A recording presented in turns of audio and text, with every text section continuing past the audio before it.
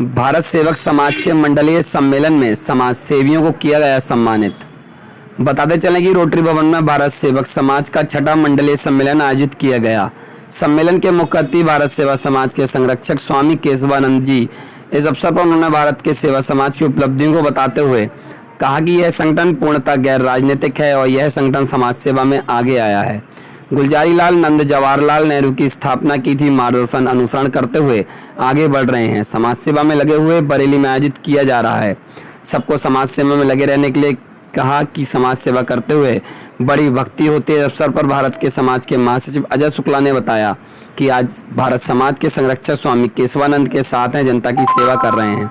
आगे भी हम लोग सेवा करते रहेंगे। मैं अजय शुक्ला हूँ, महासचिव हूँ भारत सेवक समाज उत्तर प्रदेश का।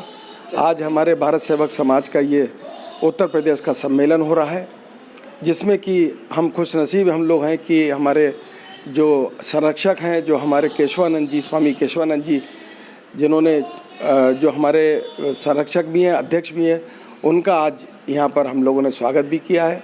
और उसके साथ साथ ये गैर राजनीतिक संस्था है भारत सेवक समाज, जिसमें कि गुलजारीलाल नंदा और जवाहरलाल नेहरू जी ने मिलकर इसको चालू किया था। गैर राजनीतिक है, इसमें बहुत बड़े IAS, IPS राजनीतिक लोग सभी इसमें हैं। और इसमें ये जो हम लोग करते हैं कार्यक्रम, ये हम लोग अभी कोरोना काल था, उस कोरोना काल में हमारे भारत सेवक समाज ने पूरे उत्तर प्रदेश में ही नहीं, पूरे हिंदुस्तान में अपना बढ़ चढ़ के हिस्सा लिया। नारी सशक्तिकरण के लिए हम लोग काम करते हैं। हम लोग जो नशाखोरी उसके खिलाफ हम लोग काम करते हैं कि भाई नशाखोरी कम करें लोग। और काफ़ी तरीके से जो जन स्वास्थ्य की चीज़ें होती हैं, जन समस्याएं होती हैं, उसको लेके हम लोग खड़े रहते हैं। और हमेशा हमारे स्वामी जी नए वाले केशवानंद जी आए हुए हैं, उन्होंने हमें बहुत अच्छा आशीर्वाद दिया है। और इसके साथ साथ हमारे प्रदेश के पदाधिकारी, हमारे कार्यकारी अध्यक्ष दुबे जी, हमारे तिवारी जी और हमारे जो राष्ट्रीय महामंत्री हैं हमारे गुप्ता जी भी आए हुए हैं, जिनका आशीर्वाद हम लोगों को मिल रहा है। और अच्छा कार्यक्रम हम लोग यहाँ करने जा रहे हैं। मैं सुबोध जौहरी, एडवोकेट, मंडल अध्यक्ष, भारत सेवक समाज उत्तर प्रदेश। आज बरेली में छठा सम्मेलन, प्रतिनिधि सम्मेलन भारत सेवक समाज का हो रहा है, जिसमें हमारे राष्ट्रीय महामंत्री और राष्ट्रीय अध्यक्ष स्वामी जी आए हैं, महामंत्री जी तिवारी जी आए हैं, हमारे संगठन मंत्री राष्ट्रीय नरेंद्र गुप्ता जी आए हैं। हमारे इस सम्मेलन में परिचर्चा हो रही है राष्ट्रीय एकता और सद्भाव के ऊपर। अभी हमारे दो लोगों ने नज़्म पढ़ी, मुस्लिम लोगों ने, और बहुत अच्छी नज़्म पढ़ी।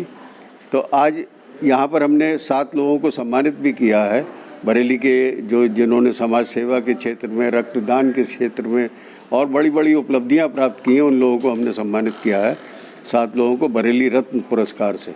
और ये हमारे कुछ कार्यकर्ता हैं भारत सेवक समाज के, जिन्होंने कोविड के दौरान बहुत काम किया, लोगों के खाना खिलाया, लोगों के लिए दवाइयाँ दी और उनका काफ़ी इलाज कराया। ऐसे लोगों को, हमारे साथियों को, उनको भी हम सम्मानित कर रहे हैं। उनको सर्टिफिकेट दिलवाएंगे अभी स्वामी जी से। महाराज जी, आज के कार्यक्रम के बारे में बताइए, क्या ये तो हो जाए। ए रीजनल कॉन्फ्रेंस भारत सेवक समाज का है, जहां बरेली के हमारे कर्मठ कार्यकर्ता पदाधिकारी अने सुबोध बाबू जौहरी की अध्यक्षता में यहाँ बहुत सारे काम हुए हैं, सेवा के काम हुए हैं, जो हमारे जिलाधिकारी सक्सेना साहब ने आज ये बात की कि आपातकाल में, कोरोना काल में भी हमारे कार्यकर्ताओं ने कोरोना से ग्रसित लोगों को कितनी मदद की है, सहानुभूति की है। सुनामी के समय भी यहाँ से लोगों ने मदद भेजी है। और स्कूल में जाकर शिक्षक दिवस के अवसर पर बहुत सारे विद्यार्थियों को और शिक्षकों को उत्साहित किया गया है। और सड़क की सफाई, पार्कों की सफाई और गलियों की सफाई में भी हमारे कार्यकर्ताओं ने सक्रिय रूप से भाग लिए हैं।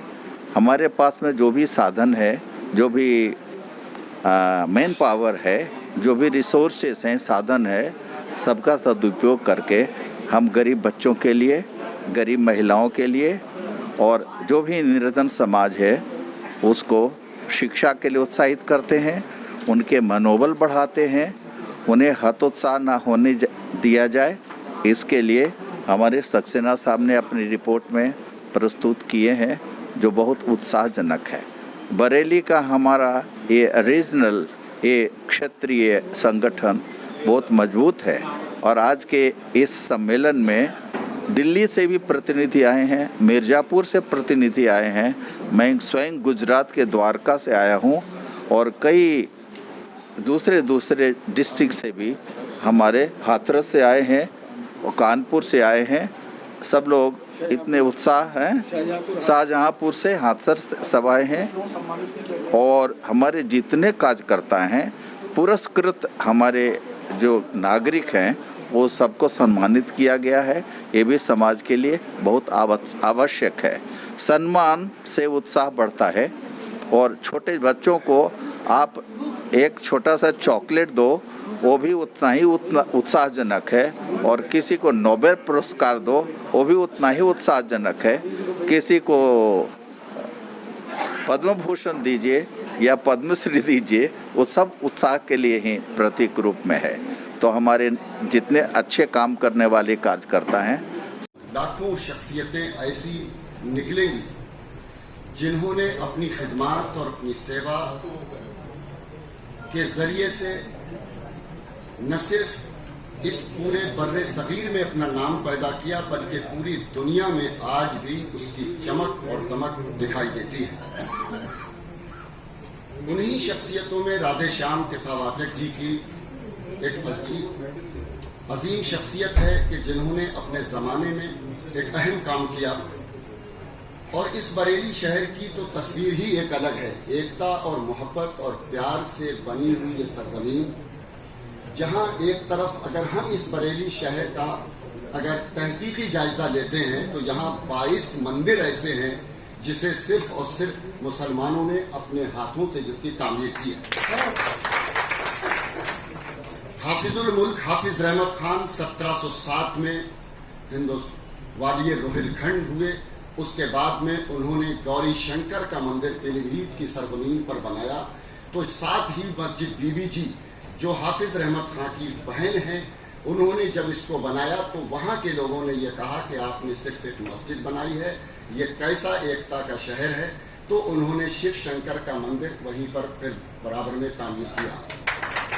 इसी तरह से खान बहादुर खान ने ठीक 83 साल के बाद में बड़खंडी नाथ का मंदिर तामीर कराया।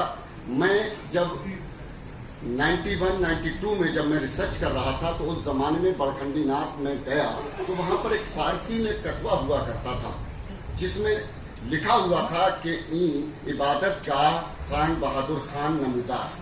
इस इबादत गाह को खान बहादुर खान ने तामीर कराया है। इसी तरीके से बरेली शहर की जो सबसे बड़ी मस्जिद है वो राजा मकरंद राय कथरी ने उसको तामीर कराया है। और बरेली का जो सबसे बड़े मज़ार, सबसे पहले बुजुर्ग जो 707 के करीब में इस बरेली की सरजमीन पर सबसे पहले बुजुर्ग आए हैं, जिनका मज़ार भी राजा हरनंद कथरी ने इसको भी तामीर कराया है, इसको बनवाया है।